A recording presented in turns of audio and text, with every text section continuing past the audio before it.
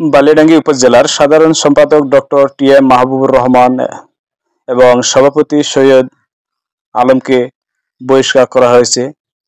12 জুলাই 2025 বিএনপির দ্বিবার্ষিক সম্মেলনকে ঘিরে মির্জা ফখরুল ইসলাম আলমগীরের ছোট ভাইয়ের গাড়ি ভাঙচুরের অপবাদে এবং জেলা বিএনপিকে বালিয়াডাঙ্গি উপজেলা বয়কট করবে বলে এমন ক্ষোভ প্রকাশ করায় এই ধরনের ঘটনাটি ঘটিয়েছে বালিয়াডাঙ্গি উপজেলায়।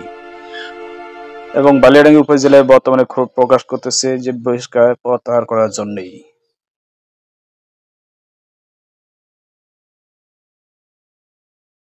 গাড়িটি মূলত বিএনপি মহাসচিব মির্জা ফখরুল ইসলাম আলমগীরের ভাই ও ঠাকুরগাঁও জেলা বিএনপির সাধারণ সম্পাদক মির্জা ফয়সাল আমিনের।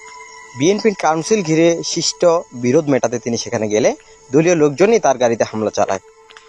এতে গাড়িটির সামনের ও পিছনের অংশ ভেঙে যায়।